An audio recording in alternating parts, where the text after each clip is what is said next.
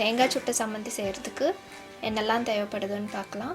நான் இங்கே வந்து ஒரு அரை மூடி தேங்காய் வந்து எடுத்திருக்கேன், கட் பண்ணி வச்சுருக்கேன். அதுக்கப்புறம் சின்ன வெங்காயம் கொஞ்சம் எடுத்திருக்கேன், இஞ்சி ஒரு மீடியம் பீஸ் எடுத்திருக்கேன், புளி வந்து ஒரு நெல்லிக்காயோட சைஸில் எடுத்திருக்கேன், வரமிளகா வந்து ஒரு 7 எடுத்திருக்கேன், அப்புறம் கருவேப்பிலை தண்டு 2, அப்புறம் தேவையான அளவு உப்பு. இது எப்படி செய்யலான்னு பார்க்கலாம்.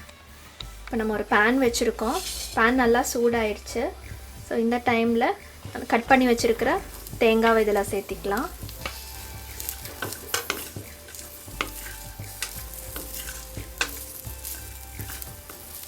இது வந்து நல்லா ப்ரௌன் கலர் ஆகணும். இதில் எண்ணெய் சேர்த்திக்க வேண்டாம், ஏன்னா தேங்காயிலேருந்தே எண்ணெய் வந்துடும்.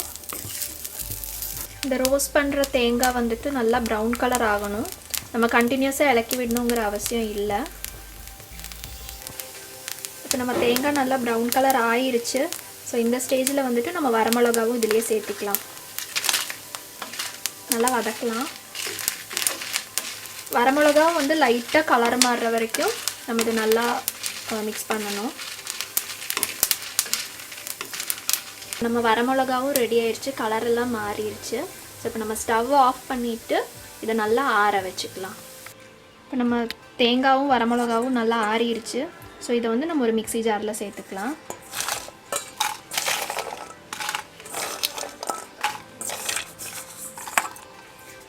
நெக்ஸ்ட்டு சின்ன வெங்காயத்தை சேர்த்திக்கலாம். அப்புறம் கட் பண்ணி வச்சுருக்கிற இஞ்சியை சேர்த்துக்கலாம், புளியை சேர்த்துக்கலாம், அப்புறம் நம்ம வச்சுருக்கிற கருவேப்பிலை தழை சேர்த்துக்கலாம், உப்பு சேர்த்திக்கலாம் தேவையான அளவு, கொஞ்சோண்டு தண்ணி சேர்த்துக்கலாம். கொஞ்சோண்டு சேர்த்துனா போதும். இது வந்து இந்த சட்னி நம்ம சாப்பாட்டுக்கு தான் யூஸ் பண்ணுறோம். இதை வந்து நம்ம அரைச்செடுக்கலாம். இது வந்து ரொம்ப பேஸ்ட்டாகவும் இருக்கக்கூடாது, கொஞ்சம் சொரசொரான அரைச்சி எடுத்துக்கலாம். இதை இப்போ நம்ம அந்த தேங்காய் இதெல்லாம் நல்லா அரைச்சி எடுத்துருக்கோம். இந்த மாதிரி தான் இருக்கணும், ரொம்ப பேஸ்ட்டாக இருக்கக்கூடாது. ஸோ இதை வந்து நம்ம இப்போ ஒரு பிளேட்டில் மாற்றிக்கலாம். இப்போ நம்ம தேங்காய் அரைச்சி அந்த சட்னி வந்துட்டு ஒரு பிளேட்டில் மாற்றிருக்கோம். ஸோ இந்த டைமில் வந்துட்டு 1 டீஸ்பூன் வந்து தேங்காய் எண்ணெய் சேர்த்திக்கலாம். இதில் சேர்த்திட்டு நல்லா கையிலேயே வந்துட்டு நல்லா மிக்ஸ் பண்ணிக்கலாம்.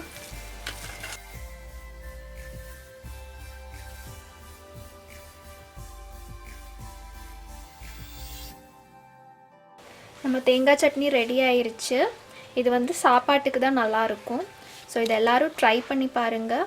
ட்ரை பண்ணிவிட்டு எப்படி இருக்குன்னு கமெண்ட் பண்ணுங்கள். உங்களுக்கு இந்த வீடியோ பிடிச்சிருந்ததுன்னா லைக் பண்ணுங்கள், ஷேர் பண்ணுங்கள், சப்ஸ்கிரைப் பண்ணுங்கள்.